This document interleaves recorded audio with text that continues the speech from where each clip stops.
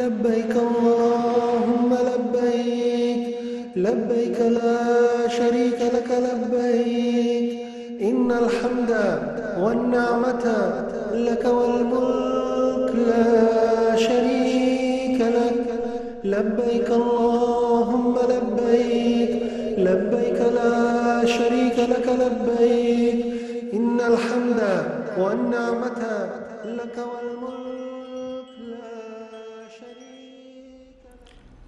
السلام عليكم ورحمة الله وبركاته. الحمد لله الذي خلق السماوات والأرض وما بينهما وما تحت الثرى وخلق الإنسان من سلالة من طين وخلق الإنسان في أحسن تقويم وجعل لنا أمة محمد صلى الله عليه وسلم وجعل لنا خير أمة محمد صلى الله عليه وسلم وشرفنا بالإسلام قال تعالى في كلامه المجيد فرقانه الحميد واتل عليهم نبأ بني آدم بالحق إذ قربا قربانا فتقبل من أحدهما ولم يتقبل من الآخر وقال أصحاب رسول الله صلى الله عليه وسلم ما هذه الأضاحي قال رسول الله صلى الله عليه وسلم سنة أبيكم إبراهيم عليه الصلاة والسلام قالوا فما لنا فيها يا رسول الله قال رسول الله صلى الله عليه وسلم بكل شعرة حسنة وقال تعالى إن الله وملائكته يصلون على النبي يا أيها الذين آمنوا صلوا عليه وسلموا تسليما اللهم صل على محمد وعلى آل محمد كما صليت على إبراهيم وعلى آل إبراهيم إنك حميد مجيد اللهم بارك على محمد وعلى آل محمد كما باركت على إبراهيم وعلى آل إبراهيم إنك حميد مجيد الحمد لله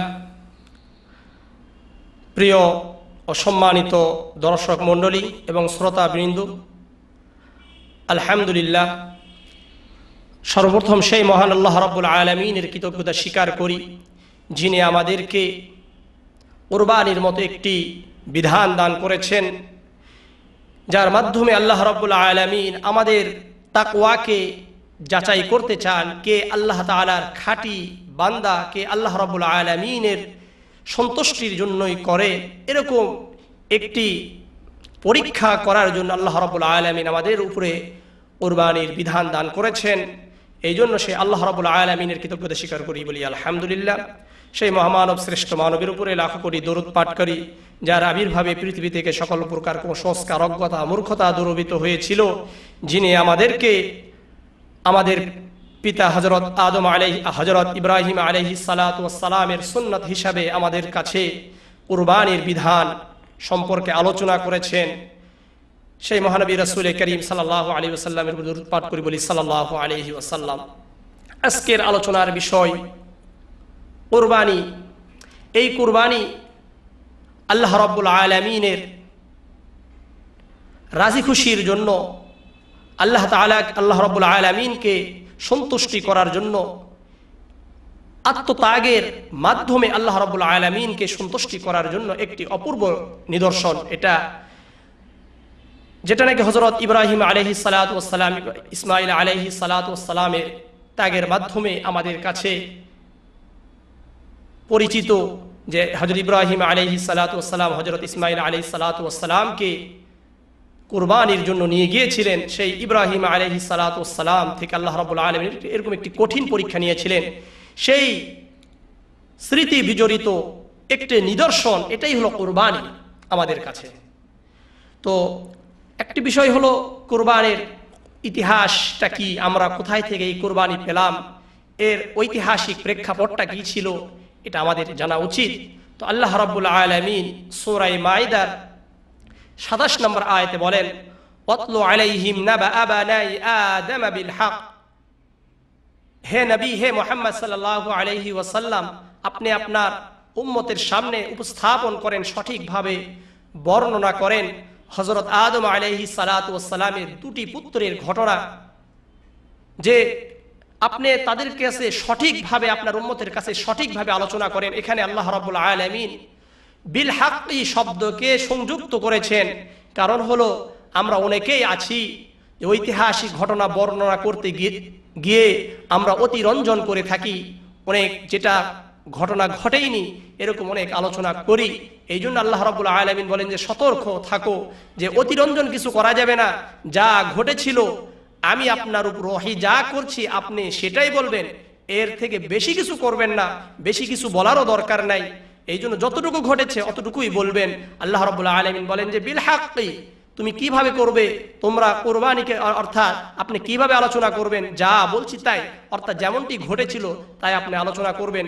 এই জন্য আল্লাহ রাব্বুল আলামিন রাসূলকে বলেন ওয়াতলু আলাইহিম নাবা আবানাই আদম বিল হক, দুই পুত্রের ঘটনা। এই দুই পুত্রের নাম হাদিস এবং তাফসীর কিতাবে পর্যালোচনা করে দেখা যায় যে একজনের নাম ছিল হলো হাবিল, আরেকজনের নাম হলো কাবিল। এই হাবিল এবং কাবিল এটা তাফসীরের কিতাবের মধ্যে আছে, হাদিসের কিতাবগুলোতে এগুলো পাওয়া যায়, ফিকহের কিতাবগুলোতে পাওয়া যায় ওনাদের নামগুলো। তো হাবিল এবং কাবিল কি করেছিলেন? কুরবানি দিয়েছিলেন। আল্লাহ রাব্বুল আলামিন বলেন ইদ ক্বাররাবা কুরবানান, তারা আমার জন্য কুরবানি দিয়েছিল, আমার জন্য উৎসর্গ করেছিল। এখন বিষয় হলো এই কুরবান শব্দের অর্থ কি? কুরবান শব্দের অর্থ হলো কাছাকাছি আসা, নিকটবর্তী আসা, নৈকট্য অর্জন করা, এটাই হলো কুরবান শব্দের অর্থ। আজকে আমরা অনেকেই কুরবান শব্দের অর্থ জানি না, কুরবানি শব্দের অর্থ জানি না, এটা দুঃখের বিষয়। আর কুরবানির পারিভাষিক যেটা বলা হয়, কুরবানির পারিভাষিক অর্থ হলো যে কোনো কিছু সৎকার মাধ্যমে আল্লাহর নৈকট্য অর্জন করা, ইবাদতের মাধ্যমে আল্লাহর নৈকট্য অর্জন করা, উত্তম জিনিস দান করার মাধ্যমে আল্লাহর নৈকট্য অর্জন করার নামই হলো কুরবানি। তো এই কুরবানি কিভাবে সংগঠিত হলো তাদের সময়? আমরা অনেকেই জানি যে এই পৃথিবীর মানব জাতির যে ইতিহাস, এই ইতিহাসে আমরা জানি সর্বপ্রথম হযরত আল্লাহ রাব্বুল আলামিন হযরত আদম আলাইহিস সালাতু ওয়াস সালাম এবং হাওয়া আলাইহিস সালাতু ওয়াস সালামকে এই পৃথিবীতে সৃষ্টি করেছিলেন। সৃষ্টি করার পরে ওনাদের দুইজন ছাড়া এই পৃথিবীতে মানুষ আসার আর কোনো পন্থা ছিল না, কোনো নীতি ছিল না। এখন তাদের মাধ্যমে এই পৃথিবীতে মানুষ আসবে। তো কিভাবে আসবে? আল্লাহ রাব্বুল আলামিন হযরত হাওয়ার পেটে যে সন্তানগুলোকে দান করছিলেন, প্রতিটা প্রসবে আল্লাহ রাব্বুল আলামিন দুইজন করে সন্তান দান করেছিলেন, একজন ছেলে আর একটি মেয়ে। তো আল্লাহ রাব্বুল আলামিন এই দুইজনের মধ্যে ভাই বোন করে দিয়েছিলেন, অর্থাৎ একে অপরকে বিবাহ করতে পারবে না। কিন্তু পরবর্তীতে আবার হাওয়া আলাইহিস সালাতু ওয়াস সালামের পেটে যেই দুটি সন্তান আসবে, পরবর্তীতে প্রসবে যেই দুটি সন্তান গর্ভে আসবে, এই দুইজন আবার দুই ভাই বোন হয়ে যাবে। কিন্তু আগের যে ভাই বোন ছিল তাদের ওই ছেলের সাথে পরবর্তী যে গর্ভে মেয়ে এসেছে সেই মেয়ের সাথে বিবাহ জায়েজ করে দিয়েছিলেন আল্লাহ রাব্বুল আলামিন। আর আগের যে মেয়ে, আগের গর্ভের যে মেয়ে ছিল, পরবর্তী গর্ভের যে ছেলে, তার সাথে বিবাহকে আল্লাহ রাব্বুল আলামিন জায়েজ করে দিয়েছিলেন। কারণ এই পৃথিবীতে মানুষ আসার একটি পন্থা আল্লাহ রাব্বুল আলামিন একটা নীতি চালু করেছিলেন। তো এখানে দুইজন ছেলে, একজন হলো হাবিল আর একজন হলো কাবিল। তো হাবিলের সাথে যে মেয়ে এই পৃথিবীতে এসেছিলেন, জন্মগ্রহণ করেছিলেন, সেই মেয়েটি একটি কুৎসিত ছিল, অর্থাৎ দেখতে সুন্দর নয়, অসুন্দরী ছিল। আর কাবিলের সাথে যেই মেয়েটি জন্মগ্রহণ করেছিল সুন্দরী ছিল, রূপবতী ছিল। কিন্তু নিয়ম অনুযায়ী হাবিল কাবিলের সাথে যে সুন্দরী মেয়ে জন্মগ্রহণ করেছে, গর্ভে এসেছিল অর্থাৎ প্রসব হয়েছিল, এই মেয়েকে বিবাহ করতে পারবে। আর কাবিল হাবিলের সাথে যেই কুৎসিত এবং কালো সুন্দরী নয় যে মেয়ে, এই মেয়েকে বিবাহ করতে পারবে। কিন্তু কাবিলের অন্তরে প্ররোচনা জাগলো যে না, আমি অসুন্দরী কি বিবাহ করব না, কুৎসিত মেয়েকে বিবাহ করব না, আমি আমার সাথে যেই মেয়েটি হয়েছে আমি তাকেই বিয়ে করব, কারণ সে সুন্দরী। এই জন্য মন্ত্রণা অর্থাৎ তার অন্তরের ভিতরে ছিল। হযরত আদম আলাইহিস সালাতু ওয়াস সালামের কাছে সে প্রস্তাব রাখলো। হযরত আদম আলাইহিস সালাতু ওয়াস সালাম বললেন যে না, এটা কখনোই সম্ভব নয়, এটা হতে পারে না, এটা করতে পারবে না।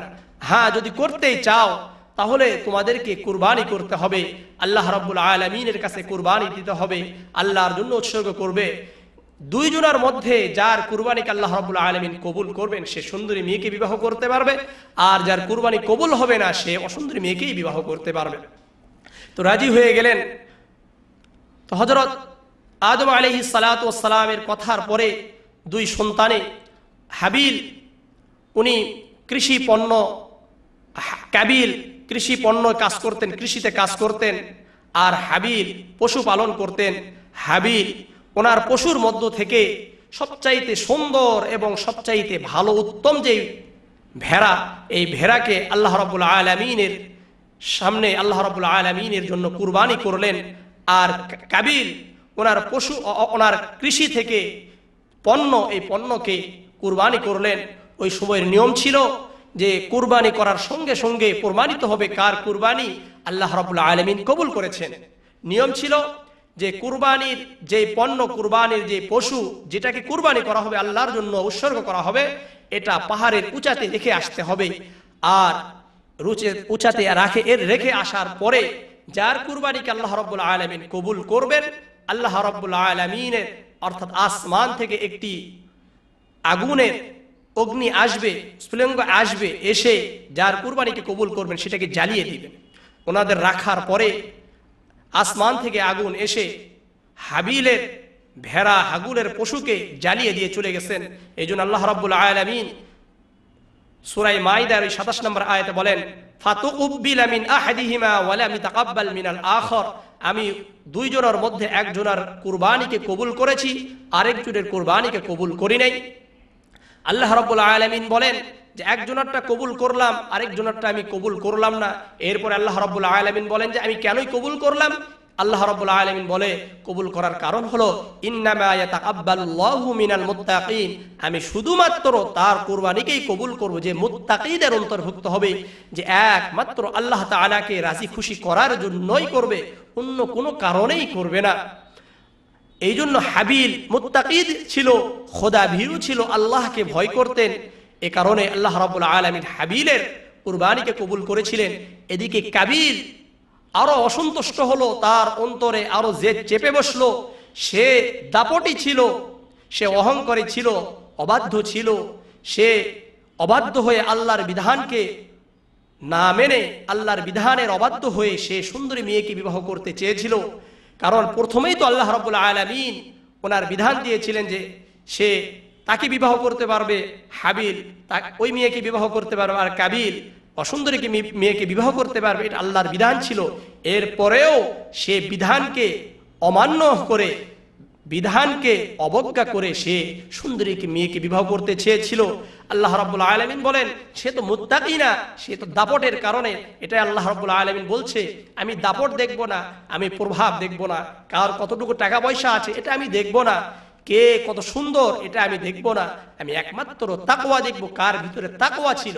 এই জন্য আমাদের সমাজের মধ্যে আমাদের মধ্যে অনেকেই আছেন, আমরা দেখি যে 2 লক্ষ 3 লক্ষ টাকা দিয়ে আমরা পশু ক্রয় করছি, মানুষকে দেখাচ্ছি, মানুষের সামনে বলছি যে এত টাকা দিয়ে, এরপরে মিডিয়াতে ছেড়ে দিচ্ছি, বিভিন্ন জায়গায় কথা বলছি, সাংবাদিকদের সাথে কথা বলছি, বিভিন্নভাবে প্রচার করার জন্য চেষ্টা করছি।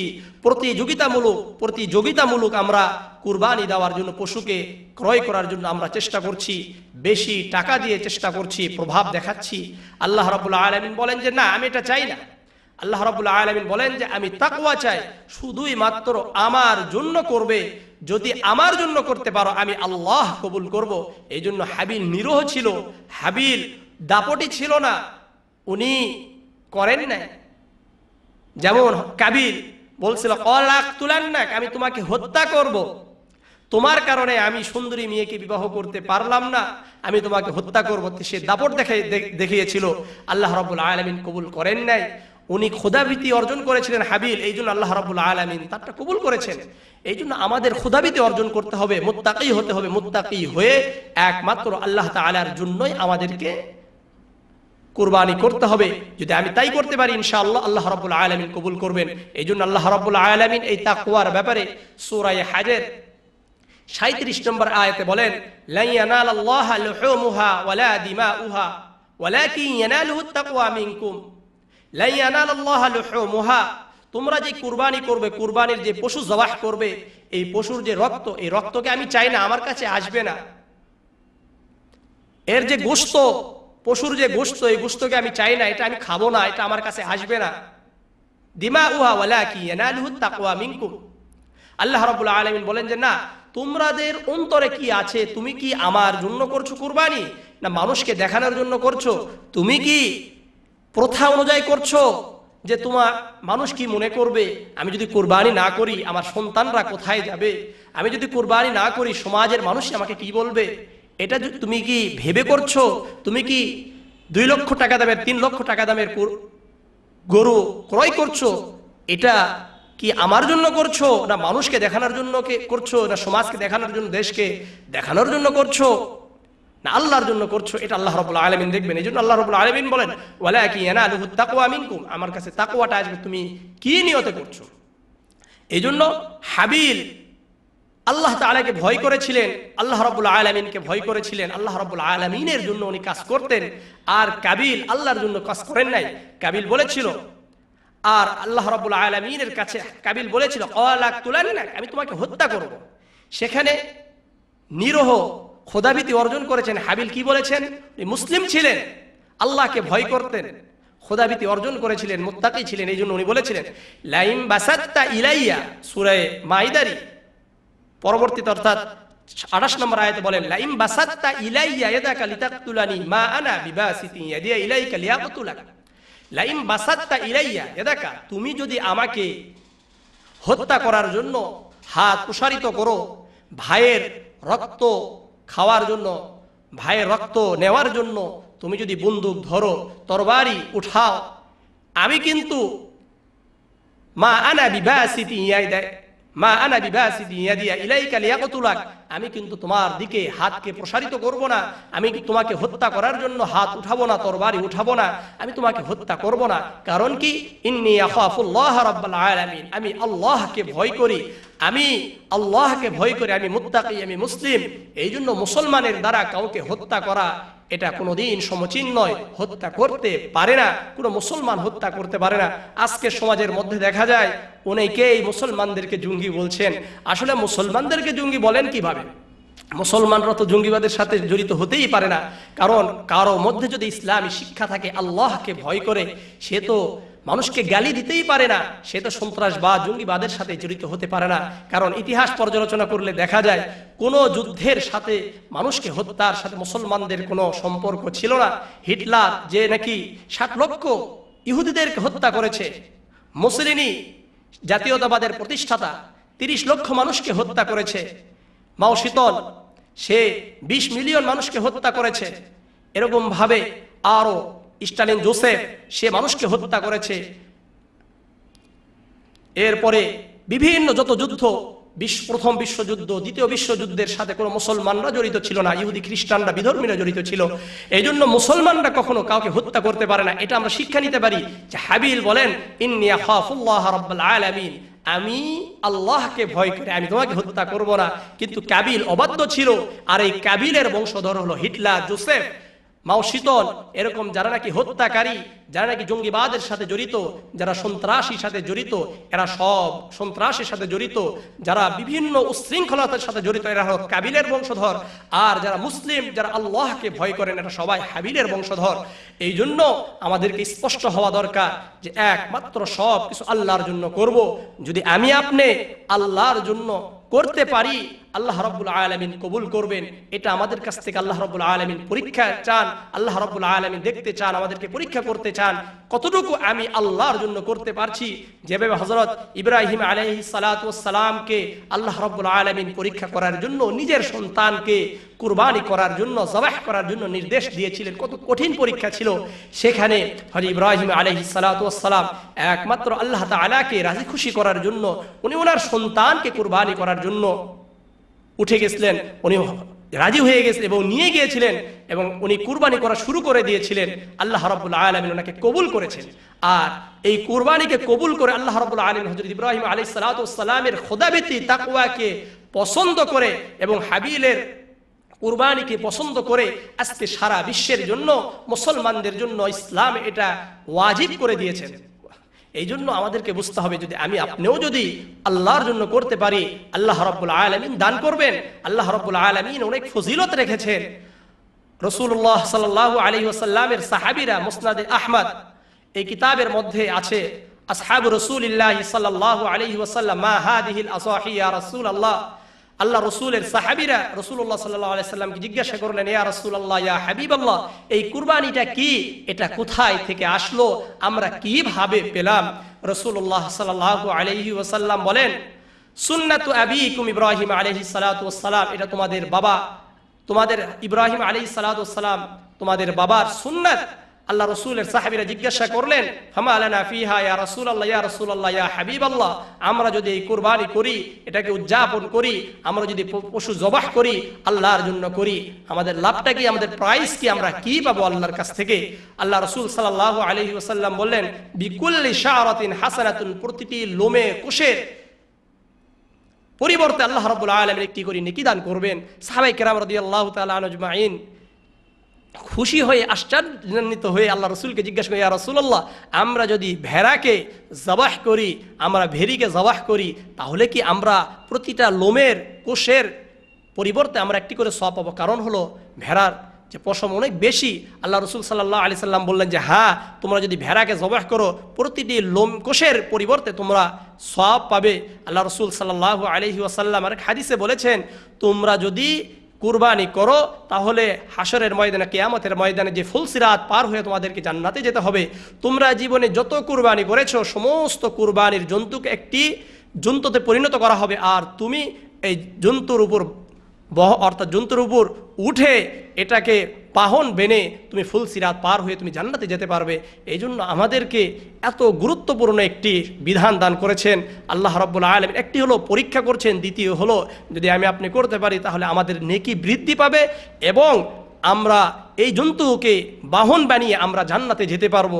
এই জন্য ইনশাআল্লাহ আমরা সঠিকভাবে কুরবানি করার জন্য চেষ্টা করব। একটি বিষয় হলো যে আমরা কুরবানি, কাদের উপর কুরবানি ওয়াজিব, একটি বিষয়। দ্বিতীয় বিষয় হলো, এরকম অনেক প্রশ্ন অনেকেই করে থাকেন যে কাদের উপর কুরবানি করব, কারা কুরবানি করবে। এটা জানতে হবে যে মুসলমান হতে হবে। একটি হলো মুসলমান, দ্বিতীয় হলো স্বাধীন হতে হবে, তৃতীয় হলো মুকিম হতে হবে। এদের উপর কুরবানি ওয়াজিব এবং ধনবান হতে হবে। কুরবানির দিনগুলোতে যদি কোনো ব্যক্তির উপরে, কোনো ব্যক্তির কাছে সদকায়ে ফিতর ওয়াজিব হওয়া পরিমাণ সম্পদ থাকে, তার উপর কুরবানি ওয়াজিব। অর্থাৎ 10 তারিখ থেকে, জিলহজের 10 তারিখ থেকে 12 তারিখ পর্যন্ত এটা কুরবানির সময়, কুরবানির দিন।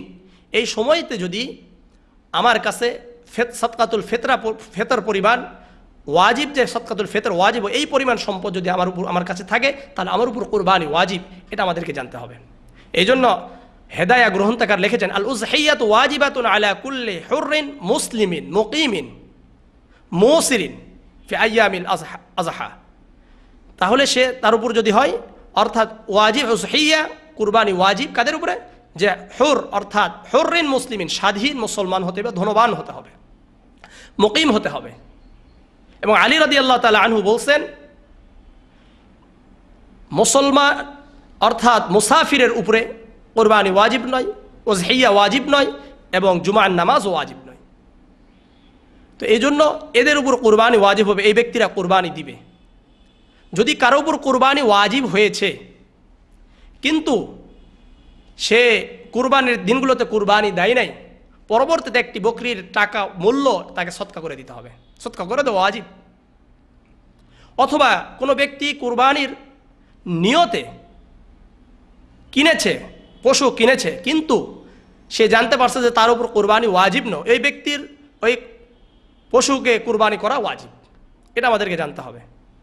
কেউ যদি কুরবানির জন্য অর্থাৎ এরকম নিয়ত করেছে যে আমার ওই উদ্দেশ্য যদি পূর্ণ হয়, আমার সন্তান যদি ভালো হয়ে যায়, অথবা আমরা অনেকে অনেক মুসিবতের মধ্যে, বিপদের মধ্যে পড়ে আমরা মনে করি যে এই বিপদ থেকে যদি আমি উদ্ধার হতে পারি তাহলে আমি কোরবানি করবো, এরকম মানত যদি করি তাহলে আমাদের উপর কোরবানি ওয়াজিব, ওই মানতের কারণে কোরবানি ওয়াজিব হয়ে যাবে। এটা মনে রাখতে হবে। আরেকটি প্রশ্ন অনেকেরই আছে যে আমরা কোন জন্তু দ্বারা কুরবানি করব, কোন জন্তু দ্বারা, কেমন জন্তু দ্বারা কুরবানি করব, কোন কোন জন্তু দ্বারা কুরবানি করা যাবে। এটা আমাদেরকে মনে রাখতে হবে যে বকরি দ্বারা, খাসি দ্বারা, পাঠা, ভেড়া, ভেড়ি, দুম্বা, গরু, মহিষ, উট দ্বারা আমরা কুরবানি করতে পারবো। আবার অনেকের প্রশ্ন আছে যে আমরা কি বয়সের জন্তু দ্বারা কুরবানি করব। এটা আমাদেরকে মনে রাখতে হবে যে বকরি, খাসি, ভেড়া, ভেড়ি, দুম্বা যদি হয় তাহলে কমপক্ষে 1 বছর পূর্ণ হতে হবে। বিশেষ করে ভেড়া, ভেড়ি বা দুম্বার ব্যাপারে 6 মাস তো কমসে কম হতেই হবে। আরেকটি বিষয় হলো মহিষ বা গরু, এগুলো কমপক্ষে 2 বছর পূর্ণ হতে হবে। আর উটের ব্যাপারে কমপক্ষে 5 বছর হতে হবে। এটা আমাদের মনে রাখতে হবে। এইভাবে আমরা যখন নাকি কুরবানির পশু ক্রয় করবে, এটা আমরা ইনশাল্লাহ মনে রাখবো এবং মনে রেখে মাসলা জেনে ইনশাল্লাহ আমরা কোরবানির জন্য পশু ক্রয় করব।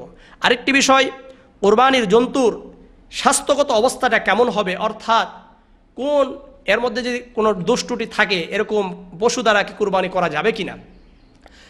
অন্ধ যদি হয়, অন্ধ কোনো কুরবানির পশু দ্বারা কুরবানি করা যাবে না।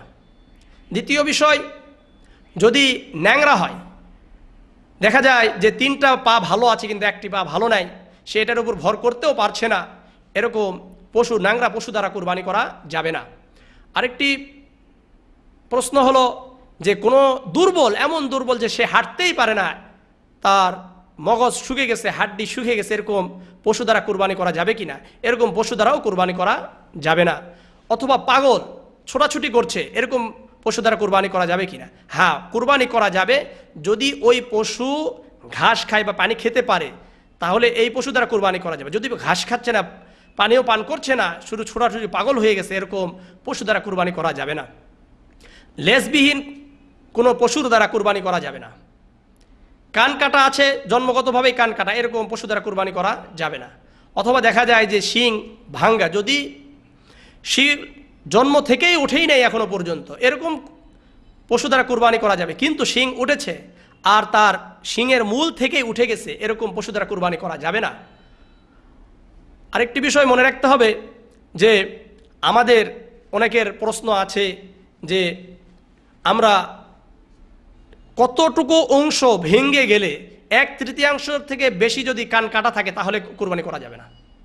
এটা মনে রাখতে হবে ইনশাআল্লাহ। যদি আমরা মনে রাখতে পারি ইনশাআল্লাহ, তাহলে আমাদের কুরবানিগুলো সহি হবে, শুদ্ধ হবে। নচেত কিন্তু আমাদের কুরবানি সহি হবে না, আমরা কুরবানি করেই যাব, কিন্তু আল্লাহ রাব্বুল আলামিন আমাদের কুরবানিকে কবুল করবেন না। এই জন্য আরেকটি প্রশ্ন অনেকেই করে থাকেন যে শরীকের যে মাসলা মাসাইল, যে কেমন মানুষকে অংশগ্রহণ আমরা, অর্থাৎ একটি পশুর মধ্যে কয়জন অংশগ্রহণ করতে পারবে, শরীক হতে পারবে, বা কোনো অংশীদারের, কোনো শরীকের যদি সম্পদ বা টাকা পয়সা যে হারাম ভাবে উপার্জন করে এরকম ব্যক্তিকে যদি অংশগ্রহণ করানো হয়, শরীক করা হয়, তাহলে আমাদের কুরবানি অর্থাৎ সহি হবে কিনা, শুদ্ধ হবে কিনা, এ ব্যাপারে যদি আমরা দেখি তাহলে পর্যালোচনা করলে দেখা যায় ফোকায়ে কেরামরা লিখেছেন যে এখানে বকরি, খাসি, ভেড়া, ভেড়ি বা দুম্বাতে, পাঠাতে, এগুলোতে একজনের বেশি শরীক হতে পারবে না। মহিষ, গরু, উট, এগুলোতে আমরা 1 থেকে 7 পর্যন্ত, অর্থাৎ এককভাবে দেওয়া যায়, 2 জনের জন্য দেওয়া যায়, 2 জন দিতে পারে, 3 জন দিতে পারে, 4 জন দিতে পারে, 5 থেকে 6, 7, 7-এর বেশি করা যাবে না, 7 জন দিতে পারে। আর এই কুরবানি বিষয় আরেকটি, যে আমরা মৃতের ব্যক্তির জন্য আমরা কুরবানি করতে পারবো কিনা। হ্যাঁ, করতে পারবেন, কারণ রাসূলুল্লাহ সাল্লাল্লাহু আলাইহি সাল্লাম নিজেও করেছেন। এবং কিন্তু আরেকটি বিষয় এটা মনে রাখতে হবে যে যার উপর কুরবানি ওয়াজিব হয়েছে তার নাম অবশ্যই থাকবে। তার উপর যেহেতু কুরবানি হয়েছে, ওয়াজিব হয়েছে, তার নাম থাকতেই হবে। আমাদের মধ্যে অনেকেই আছে যে আমার উপর কুরবানি ওয়াজিব হয়েছে কিন্তু আমি আমার বাবার নামে দিয়ে দিলাম, অথবা আমার মায়ের নামে দিয়ে দিলাম, এরকম কুরবানি পাবে না। আপনার নাম থাকার পরে যদি আপনি এরকম করেন যে একটি গরু কিনেছেন, এখানে আপনি 7টি নাম দিতে পারবেন, আপনার নামটা থাকতে হবে। এরপরে যদি আপনার বাবার নাম চান, আপনার মায়ের নাম, আপনার দাদার নাম, আপনার দাদির নাম, আপনার সন্তান, আপনার স্ত্রী, আপনার ভাই, এরপর মুহাম্মদ রাসূলুল্লাহ সাল্লাল্লাহু আলাইহি ওয়াসাল্লাম আমাদের নবীর নামে, হযরত ইব্রাহিম আলাইহিস সালাতু ওয়াস সালামের নামে, অথবা কোনো বুজুর্গের নামে যদি দিতে চাই আমরা দিতে পারবো, কিন্তু প্রথমে আমার নামের উপর, আমার উপর থাকবে। এবং যদি কোনো ব্যক্তির পরিবারে একাধিকের উপরে যদি কুরবানি ওয়াজিব হয়, সবাইকেই কুরবানি দিতে হবে। এরকম দেখা যায় যে অনেক পরিবার আছে যে স্বামীও চাকরি করে, অর্থাৎ ধনবান এবং স্ত্রীও ধনবান, টাকা পয়সার মালিক, কিন্তু দেখা যায় যে একজন কোরবানি দিচ্ছে আর একজন কোরবানি দিচ্ছে না, তাহলে যে কোরবানি দিল না সে গুনাহগার হবে। কারণ স্বামীর উপরেও কোরবানি ওয়াজিব হয়েছে, স্ত্রীর উপরেও কোরবানি ওয়াজিব হয়েছে, আবার বাবা যদি থাকে বাবার উপরেও কোরবানি ওয়াজিব হবে, ছেলে যদি ধনবান হয় ছেলের উপর কোরবানি ওয়াজিব হবে, বালেগ যদি হয়। তাহলে আমাদেরকে এটা একটু বুঝতে হবে যে যাদের কাছে আছে সবার উপরে কোরবানি সবাইকেই দিতে হবে যদি ধনবান হয়, এটা আমরা মনে রাখবো। আরেকটি বিষয় আমাদেরকে মনে রাখতে হবে যে গোশত খাওয়ার ব্যাপারে, অর্থাৎ কুরবানির গোশত আমরা কিভাবে খাবো, বা যদি কোরবানির গোশত কীভাবে বন্টন করব। প্রথম কথা হলো, আমরা বর্তমান যেভাবে গোশত বন্টন করছি, 3 ভাগে ভাগ করছি, এটা করা ওয়াজিব বা এরকম কিছুই নয়, মুস্তাহাব্বাত বিষয় যে আমরা 3টা ভাগ করতে পারি। একটা নিজেদের জন্য রাখতে পারি, আরেকটি প্রতিবেশীদের জন্য রাখতে পারি, আরেকটি হলো মিসকিনদের জন্য, প্রতিবেশী যারা মিসকিন আছে তাদের জন্য, আত্মীয় স্বজনের জন্য যেভাবে আমরা করতে পারি আলহামদুলিল্লাহ। কিন্তু সবচাইতে ভালো হয় কোনটা? সবচাইতে ভালো হবে যে যদি আপনি বেশি ধনবান হয়, আপনি বছরে প্রতি সপ্তাহে গোশত কিনে খেতে পারছেন, সে সময় আপনি এই বিষয়টা করতে পারেন যে আপনি বা আমরা সমাজের মধ্যে আমরা এই কাজটি করতে পারি যে অল্প আমার জন্য রাখলাম আর বেশিটাই মিসকিনদের জন্য আমি বিতরণ করলাম, এটা সবচাইতে বেশি ভালো হয়। যদি মানতের কুরবানি হয়, যেটা আমি আলোচনা করলাম, যদি মানত করেছে যে অমুক উদ্দেশ্য আমার পূর্ণ হয়ে যায় আমি ইনশাআল্লাহ কুরবানি করব, এরকম যদি হয় তাহলে পুরা গোশতটাই মিসকিনদেরকে দান করতে হবে। কোনো ধনবান ব্যক্তিকেও দেওয়া যাবে না, নিজেও খাওয়া যাবে না, একটি বিষয়। দ্বিতীয়, যদি কোনো মৃত ব্যক্তি মৃত্যুর পূর্বে ওসিয়ত করে গিয়েছেন যে কুরবানি করার জন্য, তাহলেও এই কুরবানির গোশত দিতে হবে, কুরবানি করতে হবে, এবং কুরবানির গোশত নিজেরা খেতে পারবো না, কোনো ধনবান ব্যক্তিকেও দেওয়া যাবে না, এটাও পুরাটাই মিসকিনদের কাছে খায়রাত করে দান করে দিতে হবে। কুরবানির যে চামড়া আছে, এই চামড়ার বিষয়ে কিছু কথা, যে চামড়াটাকে আমরা কি বিক্রি করব না দিতে পারবো? দান করে দিতে দুটোই পারবেন। আপনি বিক্রি করে টাকাও যদি আপনি মিসকিনদেরকে চান তাহলে দিতে পারবেন, অথবা পুরা চামড়াটাই দিতে পারবেন, এতিমদেরকে দিয়ে দিতে পারবেন। এতিমদের যে সংস্থা আছে এই সংস্থাগুলোতে দেওয়া যাবে, মাদ্রাসায় এতিমরা থাকে সেখানে দিতে পারবেন। অথবা আপনি যদি এই কুরবানির চামড়াকে নিজে প্রক্রিয়াজাত করে আপনি ব্যবহার যদি করতে চান, যেমন জুতা বানাবো অথবা ব্যাগ বানাবো এরকম যদি করতে চাই, বা বসার জন্য বানাবো, তাহলেও করতে পারবেন। কিন্তু কুরবানির যে চামড়ার টাকা, এই টাকাকে আমি ব্যবহারও করতে পারি, নিজেও ব্যবহার করতে পারবো না, অথবা এই কুরবানির চামড়ার টাকাটা পারিশ্রমিক কাউকে দিতে পারবো না। যেমন আমরা অনেকেই আছি যে পারিশ্রমিক হিসাবে চামড়ার টাকা দিয়ে দিই, অথবা গোস্তর বিষয়টাও যেটা, যে আমরা অনেকেই গোস্ত কাটার জন্য বিভিন্ন জনকে পারিশ্রমিক হিসাবে, অর্থাৎ তাদেরকে ভাড়া করে নিয়ে আসি। আমরা অনেকেই আছি যে তাদেরকে গোস্ত তো দিলাম, এই গোস্তটা আবার পারিশ্রমিক হিসাবে দিলাম, এটা কিন্তু সহি হবে না, এটা অশুদ্ধ হবে। তার কারণ এটা কোনো পারিশ্রমিক কাউকে দেওয়া যাবে না, কুরবানির গোস্ত এবং চামড়া।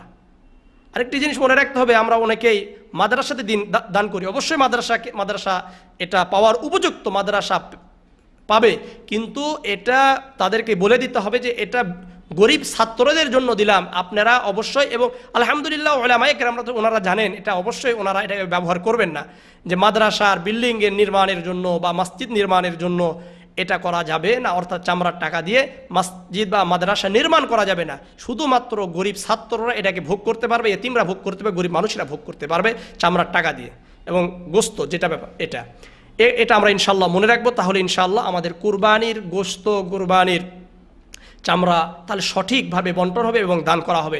নচেত কিন্তু আমরা যদি ভুল করি তাহলে কিন্তু চলবে না। এই জন্য বিশেষ করে আমরা যে সমস্ত মাদ্রাসা যেখানে কোরআন এবং হাদিসের দর্স দেওয়া হচ্ছে, কোরআন এবং হাদিস শিক্ষা দেওয়া হচ্ছে, সেখানে ইনশাল্লাহ দান করার জন্য চেষ্টা করব। গরিব ছাত্ররা আছে, তারা খেয়ে তারা কোরআন হাদিস শিখবে, আর কোরআন হাদিস যদি শিখতে পারে আলহামদুলিল্লাহ তারা সারা বিশ্বে ইসলামকে প্রচার করবে, আর ইসলাম প্রচার করার মাধ্যমে আমাদের সারা বিশ্বে ইসলাম প্রচার হওয়ার মাধ্যমে, প্রতিষ্ঠা হওয়ার মাধ্যমে আমরা শান্তির পরিবেশ পাবো, শান্তিতে বসবাস করতে পারবো। এই জন্য ইনশাআল্লাহ আমরা এভাবে সামনে অগ্রসর হওয়ার জন্য চেষ্টা করব। আর ঈদের দিনে, কোরবানির দিনে আমরা কিভাবে পালন করব এ ব্যাপারে আলহামদুলিল্লাহ আমি ঈদ উল ফিতরের আগে আলোচনা করেছি, ইউটিউবে আমার এই আলোচনা আছে। ঈদ উল ফিতর সম্পর্কে যদি ওখানে জানি, সেখানে আমি আলহামদুলিল্লাহ আলোচনা করেছি যে কিভাবে ঈদের দিন আমরা চলাফেরা করব, কিভাবে আমি ঈদের দিন কি আমলগুলো করব, ওখানে সঠিকভাবে সুন্দরভাবে কোরআন এবং হাদিসের আলোকে আলোচনা করা হয়েছে।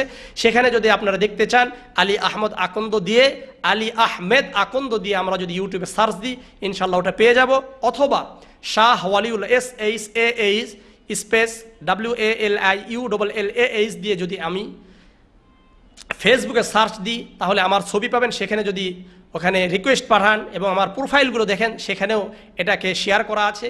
সেখান থেকেও ইনশাআল্লাহ আমরা কুরবানির দিনে এবং ঈদুল ফিতরের দিন আমাদের করণীয় কি, কীভাবে আমি নামাজ পড়বো ইনশাআল্লাহ আমরা এগুলো জানতে পারবো ইনশাআল্লাহ। আর আমরা আরেকটি বিষয় আপনাদেরকে এতটুকু বলি, সেখানে এটা আলোচনা করে না যে আমি কিভাবে কুরবানি করব, জবাহ করব। আসলে আমরা অনেকেই দেখি যে হুজুরদের জন্য আমরা অপেক্ষা করি, হুজুর ছাড়া কুরবানি করা যাবে না, এটা আমাদের অনেকের ধারণা আছে। কিন্তু নিজেরাই কুরবানি করাই হলো মুস্তাহাব। নিজের কুরবানি নিজেই করব, এটার জন্য বড় কোনো দোয়া নাই, খুব শর্টকাট দোয়া আছে, সেই দোয়াগুলো পরেই ইনশাআল্লাহ আমরা করার জন্য চেষ্টা করব। আমাদেরকে এই দোয়াগুলো ইনশাআল্লাহ জেনে নিব। আল্লাহুম্মা ইন্নী ওয়াজ্জাহতু ওয়াজহিয়া লিল্লাযী ফাতারাস সামাওয়াতি ওয়াল আরদা হানিফা ওয়া মা আনা মিনাল মুশরিকিন ইন্না সলাতি ওয়া নুসকি ওয়া মাহইয়ায়া ওয়া মামাতি লিল্লাহি রাব্বিল আলামিন লা শারীকা লাহু ওয়া বিযালিকা উমিরতু ওয়া আনা আউওয়ালুল মুসলিমিন আল্লাহুম্মা মিনকা ওয়া লাকা বিসমিল্লাহি আল্লাহু আকবার। এবারে ইনশাআল্লাহ আমরা জবাহ করতে পারি। কুরবানি অবশ্যই যে কুরবানি করবে তার পুরা ফেস, তার চেহারা মুবারক পুরাটাই কেবলার দিকে হতে হবে, কাবা শরীফের দিকে হতে হবে, এবং যে জন্তুকে আমরা জবাহ করব সেটাও কেবলার দিকে হতে হবে। এটা একটি বিষয়। দ্বিতীয় হলো কুরবানির যে পশুকে জবাহ করব তার 4টা রগ থাকে। একটা হলো আপনার খাদ্যনালী, আরেকটা হলো শ্বাসনালী, আরেকটি দুটা হলো শাহরগ। এই 4টাকেই কাটতে হবে। 4টার মধ্যে যদি 3টাও কেটে যায় কোরবানি সঠিক হবে, কিন্তু এই 3টা যদি না কাটে তাহলে কিন্তু কোরবানি হবে না, এই একটি বিষয়। দ্বিতীয় বিষয়, যদি পুরাটাই যদি অর্থাৎ কাল্লাটাই যদি কেটে যায় তাহলেও যদি অনিচ্ছাকৃতভাবে হয় তাহলে সমস্যা নাই, কিন্তু ইচ্ছাকৃত যদি ভাবে হয় তাহলে কিন্তু হবে না। আর এত বড় দোয়াটাও পড়া জরুরি না, বিসমিল্লাহ অতটুকু পড়লে তো আলহামদুলিল্লাহ ভালো। যদি আমি এতটুকু না পারি বিসমিল্লাহ আল্লাহু আকবার, এটা আমাদের প্রত্যেকটা মুসলমানই বলতে পারি। এটা বলে ইনশাআল্লাহ আমরা নিজেরা কুরবানি করার জন্য চেষ্টা করবো ইনশাআল্লাহ। আর কুরবানি করার পরে যদি আমরা পারি এই দোয়াটা পড়ে নেব, আল্লাহুম্মা তাকাব্বালহু মিন্নি কামা তাকাব্বালতা মিন হাবিবিকা মুহাম্মাদিন ওয়া খলিলিকা ইব্রাহিম আলাইহিমুস সালাতু ওয়াস সালাম। এই দোয়াটা ইনশাআল্লাহ আমরা অবশ্যই পড়ে নেব যদি পারি। যদি নাও পারি তাহলে কিন্তু কোনো সমস্যা নেই ইনশাআল্লাহ। এইভাবে ইনশাআল্লাহ আমরা জবাহ করার জন্য চেষ্টা করব, কারণ নিজেদের কুরবানি নিজেরা করাই কি মুস্তাহাব। হুজুরদের জন্য, ইমামদের জন্য, মুয়াজ্জিনদের জন্য এটা কিন্তু ঠিক নয়। আবার অনেকে বিভিন্ন জায়গায় দেখা যায় যে কুরবানি যে করবে তার জন্য কাল্লা রেখে দেওয়া হয়। এগুলো কুসংস্কার, এগুলো ইসলাম সমর্থন করে না। এগুলো বিভিন্ন সময়ে বাংলাদেশ সহ বিভিন্ন জায়গায় এসেছে। এটা ইহুদি খ্রিস্টানদের কিছু দালাল এই পৃথিবীতে তারা আবিষ্কার করেছিল, তারা এগুলো করেছে। আমরা কিন্তু অনেকেই জানি যে এই উপমহাদেশে, ভারত উপমহাদেশের মধ্যে তারা 200 বছরের মধ্যে অর্থাৎ 190 বছর তারা শাসন করেছিল। এই সময় কিছু দালাল সৃষ্টি করেছিল, দালালকে আবিষ্কার করেছিল। তারা এরকমভাবে মৌলবি সেজে মাথায় টুপি দিয়ে এসে তারা এই কাজগুলো করেছিল। এগুলো কিন্তু আসলে ইসলাম সমর্থন করে না। ইনশাআল্লাহ আমরা কুরবানির মাসলাগুলোকে ইনশাআল্লাহ ইউটিউবের মাধ্যমে আমরা চেষ্টা করছি যে সঠিকভাবে কোরআন এবং হাদিসে যা আছে এগুলো তুলে ধরার জন্য চেষ্টা করছি। ইনশাআল্লাহ আমরা এগুলো শুনে এগুলো এইভাবে ইনশাআল্লাহ কুরবানিকে করার জন্য চেষ্টা করব। আল্লাহ রাব্বুল আলামিন আমাদের সবাইকে কুরবানিকে সঠিকভাবে করার তৌফিক দান করেন, কুরবানির মাধ্যমে তাকওয়াকে অর্জন করার তৌফিক দান করেন। وآخر دعوانا أن الحمد لله رب العالمين. السلام عليكم ورحمة الله وبركاته. الحمد لله رب العالمين والصلاة والسلام على سيد الأنبياء وإمام المرسلين وعلى آله وصحبه أجمعين. يا أول الأولين يا آخر الآخرين يا ذا القوة المتين يا راحم المساكين يا أرحم الراحمين يا ودود يا ذا العرش المجيد يا فعال لما يريد। ইয়া আল্লাহ আমাদেরকে আপনি কবুল করে নেন ইয়া রাব্বুল আলামিন। দীর্ঘ সময় ধরে ইয়া রাব্বুল আলামিন কুরবানি সম্পর্কে, কুরবানির ঐতিহাসিক প্রেক্ষাপট, কুরবানির বিধান সম্পর্কে, কুরবানির করণীয় সম্পর্কে ইয়া আল্লাহ আলোচনা করেছি। ইয়া রাব্বাল আলামিন, এই কুরবানির আলোচনাকে আপনি কবুল করে নেন, নিজেদেরকেও আমল করার তৌফিক দান করেন। আমার যে শ্রোতা মণ্ডলী, যারা সম্মানিত শ্রোতা দর্শক মণ্ডলী রয়েছেন, ইয়া আল্লাহ তাদেরকেও সঠিকভাবে কুরবানি করার তৌফিক দান করেন। ইয়া আল্লাহ এই কুরবানির মাধ্যমে ইয়া আল্লাহ আমাদেরকে তাকওয়া অর্জন করার তৌফিক দান করেন। ইয়া রাব্বাল আলামিন, হাবিল যেভাবে এই কুরবানির মাধ্যমে আপনার খোদাভীতি আল্লাহ, আপনার সন্তুষ্টি অর্জন করেছিল, ইয়া আল্লাহ উনি যেভাবে বলেছিলেন ইন্নী আখাফুল্লাহ রাব্বাল আলামিন, আমি আল্লাহকে ভয় করি, আল্লাহ আমাদেরকে আপনাকে ভয় করার তৌফিক দান করেন। ইয়া আল্লাহ মুত্তাকি হিসাবে আমাদেরকে আপনি কবুল করে নেন, সাহাবাওয়ালা ঈমান দান করেন, সাহাবাওয়ালা ইখলাস দান করেন। ইয়া আল্লাহ সাহাবাদের মতো কুরবানি করার তৌফিক দান করেন। সাহাবারা যেভাবে আপনার জন্য কুরবানি করেছিলেন, ইয়া আল্লাহ সেভাবে কুরবানি করার তৌফিক দান করেন। ইয়া রাব্বাল আলামিন, কুরবানির সঙ্গে ইয়া রাব্বাল আলামিন সংযুক্ত সামনে হজ আসছে, ইয়া রাব্বাল আলামিন যারা হজের নিয়ত করেছেন, ইয়া আল্লাহ তাদেরকে হজ সুন্দরভাবে করার তৌফিক দান করেন। ইয়া আল্লাহ আপনার ঘর আমাদেরকে সবাইকে বারবার জিয়ারত করার তৌফিক দান করেন। ইয়া আল্লাহ আমাদের দেশে ইয়া রাব্বাল আলামিন ইসলামকে নিয়ে ষড়যন্ত্র চলছে, ইয়া রাব্বাল আলামিন ইসলামকে আপনি হেফাজত করেন, মুসলমানদেরকে হেফাজত করেন। ইয়া আল্লাহ যারা কোরআন এবং হাদিসকে নিয়ে চলতে চায়, কোরআন এবং হাদিসকে এই বিশ্বে প্রতিষ্ঠা করতে চায়, ইয়া রাব্বাল আলামিন সঠিকভাবে আপনার রাসূল যেভাবে করেছিলেন, শান্তি প্রতিষ্ঠা করতে চেয়েছিলেন, ইয়া আল্লাহ আমাদেরকেও শান্তি প্রতিষ্ঠার জন্য ইয়া রাব্বাল আলামিন অগ্রণী ভূমিকা পালন করার তৌফিক দান করেন। উলামায়ে কিরামদেরকে সঠিকভাবে ইসলামকে প্রতিষ্ঠার জন্য, শান্তিকে প্রতিষ্ঠার জন্য অগ্রণী ভূমিকা পালন করার তৌফিক দান করেন। সুবহানা রাব্বিকা রাব্বিল ইজ্জাতি আম্মা ইয়াসিফুন। ইয়া আল্লাহ আরেকটি বিষয় দোয়া না করলেই চলে নয়, ইয়া রাব্বাল আলামিন এই তাহজিব সেন্টারকে আপনি কবুল ও মঞ্জুর করে নেন। ইয়া আল্লাহ এই তাহজিব সেন্টারের মাধ্যমে ইয়া আল্লাহ সারা বিশ্বে ইসলামকে প্রচার করার তৌফিক দান করেন। সুবহানা রাব্বিকা রাব্বিল ইজ্জাতি আম্মা ইয়াসিফুন, সালামুন আলাল মুরসালিন, ওয়াল হামদুলিল্লাহি রাব্বিল আলামিন।